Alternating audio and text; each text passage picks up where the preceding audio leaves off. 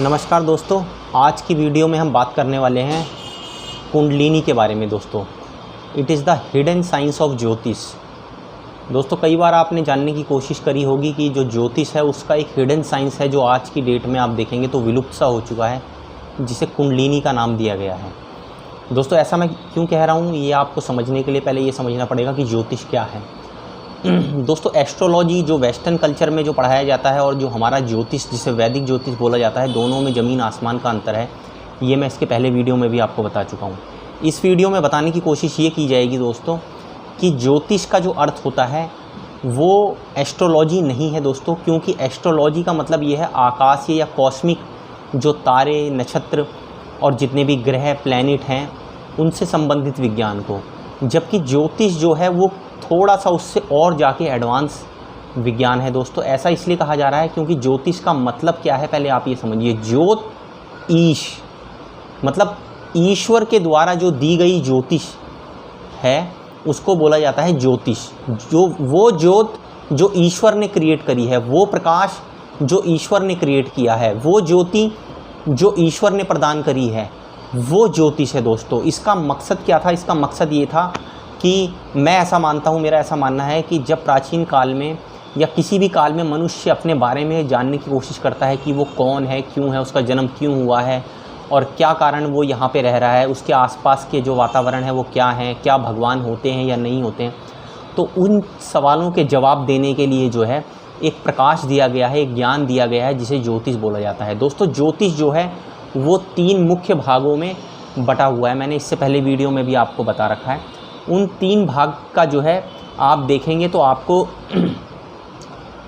Internet के ऊपर या किसी भी जानकार से उसके बारे में आपको पता चल जाएगा। दोस्तों, उसमें सबसे पहला आप देखेंगे तो एक हिस्सा जो है वो इन चीज़ों की गणनाओं में जो है लगाया जाता है, जैसे जो नक्षत्र की गणनाएं हैं, जो प्लैनेटेरियम जो गणनाएं हैं, किस ग्रह का काल कितना है, किसकी दशा कितने साल तक रहती है। उसके साथ साथ आप देखेंगे पंचांग का निर्माण जो होता है, ये सब जो है ज्योतिष का एक हिस्सा है। दोस्तों, दूसरे हिस्से में होरा आ जाता है, जिसमें होरोस्कोप या कुंडली प्रिपरेशन किया जाता है, उसको दूसरा हिस्सा बोला जाता है। तीसरा हिस्सा शाखा आ जाता है दोस्तों, जिसमें आप देखेंगे तो मुहूर्त निकाले जाते हैं, लक्षण पहचाने जाते हैं, जिसमें समुद्र शास्त्र भी कुछ हद तक आता है, हस्तरेखा ज्ञान आ जाता है और इस तरह की तमाम विद्याएँ आ जाती हैं।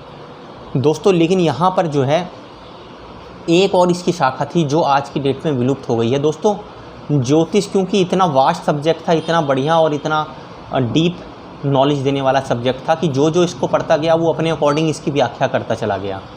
दोस्तों, वैदिक ज्योतिष से ही आप देखेंगे तो अंक ज्योतिष निकला है, वैदिक ज्योतिष से ही आप देखेंगे तो लाल किताब की रचना हुई है, वैदिक ज्योतिष से ही आप देखेंगे तो वास्तु की भी रचना हुई है, वैदिक ज्योतिष से आप देखेंगे तो हस्तरेखा की जो है वो होता है परिकल्पना की जाती है। दोस्तों, ज्योतिष से ही समुद्र शास्त्र भी जुड़ा हुआ है। दोस्तों, ज्योतिष अपने आप में इतना विलक्षण ज्ञान है और आज मेरे को ये जानकर आश्चर्य होता है कि पहले के टाइम में जो है ऐसा बोला जाता था कि ज्योति जो ज्योति होती है, जो ज्योतिष होता है वो इक्विवेलेंट होता है गणित के, मतलब गणित का विज्ञान मतलब ज्योतिष ही समझा जाता था उसे। लेकिन आज कल जो है आप देखेंगे स्कूलों में इस बारे में कुछ ना पढ़ाया जाता है। मॉडर्न साइंस में आपको साइन थीटा, कॉस थीटा, पाई, साई ये सब पढ़ा दिया था, लेकिन उसका लिंक कैसे, उसका वो उत्पन्न कैसे हुआ, ज्यामिति की रचनाएं बता दी जाती हैं, लेकिन वो किस तरह से क्रिएट हुई, किस जो है सोच के तहत उनका जो है उत्पन्न हुई, ये बताया ही नहीं जाता है। दोस्तों, ज्योतिष इतना इम्पॉर्टेंट सब्जेक्ट है, मेरा ऐसा मानना है कि हर स्कूल में हर बच्चे को इसका ज्ञान ज़रूर देना चाहिए, क्योंकि ये सिर्फ ज्ञान ना होकर, गणित का ज्ञान ना होकर, ये आदमी को समझने का, उसको अपने आप को जानने का ज्ञान है। दोस्तों, अब मैं आगे बढ़ता हूँ कि मैंने आपसे बोला कि जब होरा हम पढ़ाते हैं, जिसमें कुंडली जो है प्रिपरेशन किया जाता है, हॉरोस्कोप बनाया जाता है अंग्रेजी में जब हम कहते हैं तो वहाँ पर कुंडली से ही एक शब्द निकल के आता है, कुंडलिनी।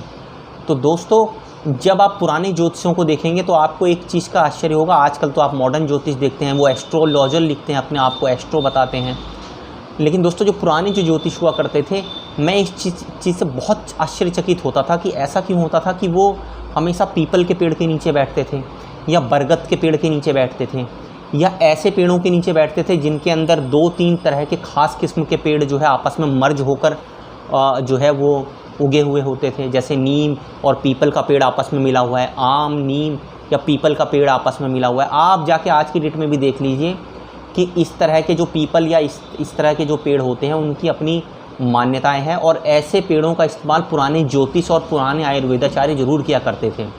वो वहीं पे बैठ के जो है इस तरह के मत और इस तरह की गणनाएं किया करते थे। उनका ये मानना था कि वहाँ पर ध्यान, एकाग्रता और सिद्धि जो है उनको प्राप्त होती है। इसी सिद्धि और ध्यान के कारण वो वहाँ पर जाकर बैठते थे। दोस्तों इनका लिंक कितना है, एक चीज़ दोस्तों मैं और बताना चाहता हूँ। इतिहास में जब आप जाकर देखेंगे तो यहाँ पर जो मुग़ल आए उन्होंने क्या करा, भारत के धन दौलत को लूटा, बहुत जो है यहाँ पे सामाजिक संस्कृति को भी नष्ट किया, लेकिन उन्होंने जो है यहाँ पर जो ज्ञान था उसको वो इतना डीप में नहीं समझ पाए। उसको उन्होंने अपनी तरफ से किताबें ज़रूर तहस नहस करी, लेकिन बहुत ज़्यादा उसमें हस्तक्षेप करने की कोशिश नहीं करी, उसमें शोध करने की कोशिश नहीं करी।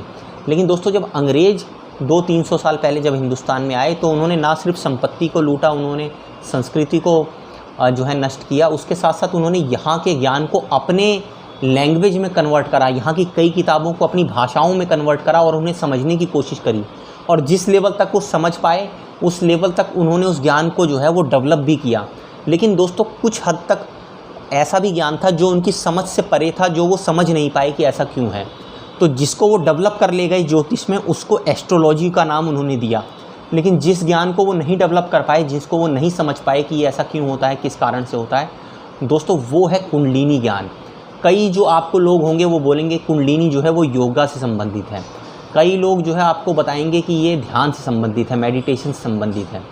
बहुत सारे लोग आपको बताएंगे जो कुंडलिनी है वो एक ऐसी शक्ति है जो अंदर सोई रहती है, और अगर वो जग जाए तो आदमी शक्तिमान बन जाता है या उसके अंदर कुछ चमत्कार होने लगते हैं। ऐसा दोस्तों कुछ भी नहीं है। दोस्तों ये एक हिडन साइंस था, ये एक ऐसी चीज़ थी कि जब आप कोई गणनाएँ करने बैठते हैं, आप कोई ऐसी चीज़ पढ़ने बैठते हैं जिसके बारे में आपको सीमित नॉलेज होता है, उस सीमित नॉलेज को आप जब असीमित करने की कोशिश करते हैं, जब आप किताबी नॉलेज को और बढ़ाने की कोशिश करते हैं, आप अपने आसपास की हवा को, अपने आसपास के कणों को, अपने आसपास की ज़मीन को, आकाश को, पानी को, हर चीज़ को ज्ञान के रूप में जब लेने लगते हैं तो वो आपको नेचुरल और प्राकृतिक ज्ञान देते हैं दोस्तों। और ये जो ज्ञान होता है ये किताबों से बहुत परे होता है, ये एक्चुअल होता है। इस पे आप सैकड़ों लाखों किताबें लिख सकते हैं दोस्तों।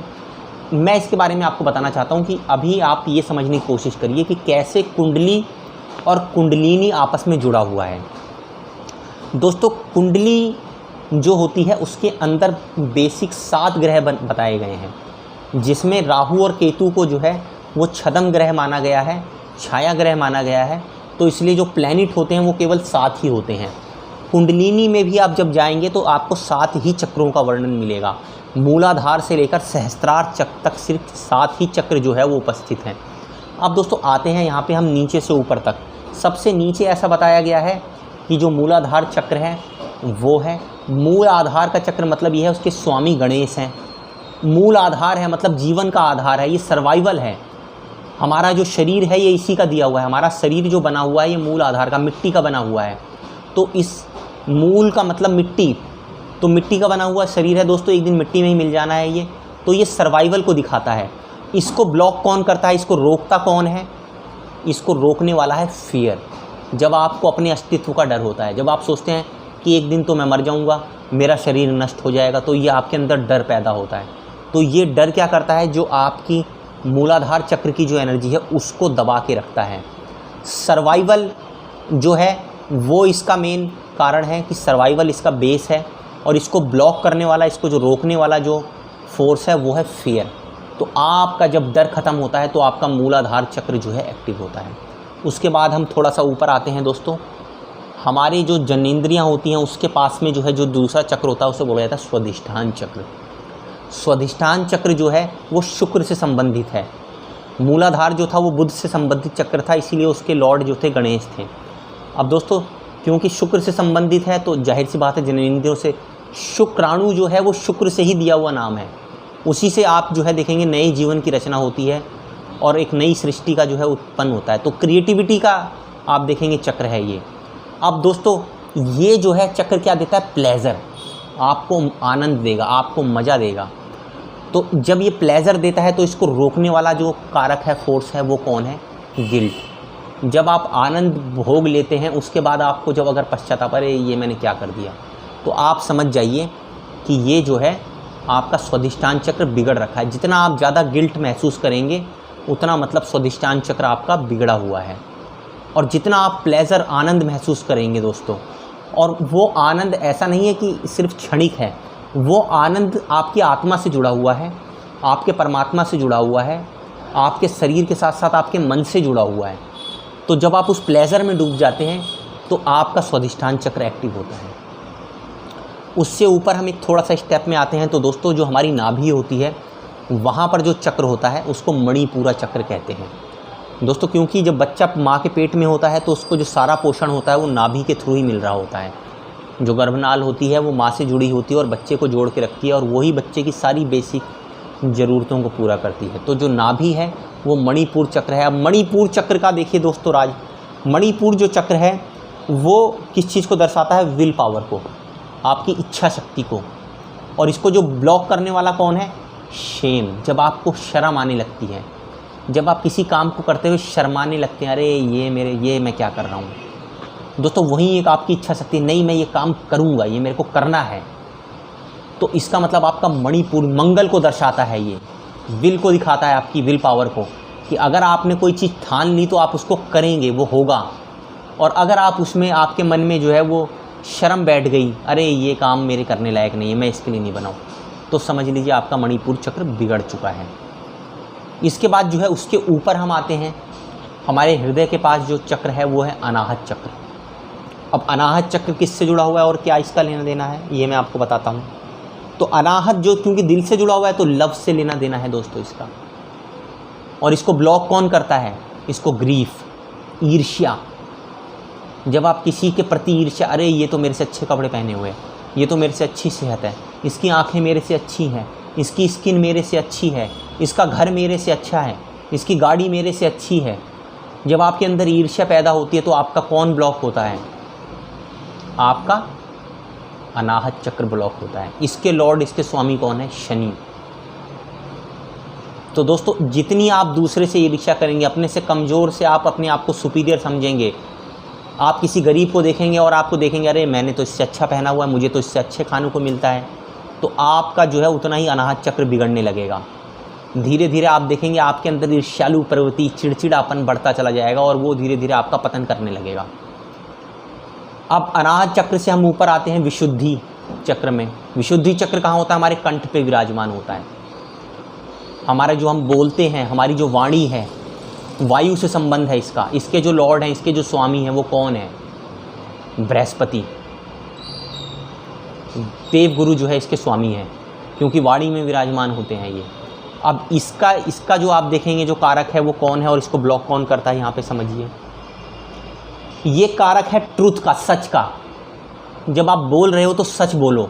आपकी वाणी के अंदर अगर जब ये चक्र जागृत होगा तो आपके मुंह से जो निकलेगा वो सच होने लगेगा। आप किसी की कोई भविष्यवाणी करोगे तो माँ सरस्वती का वास हो जाएगा, वो सच निकलेगी।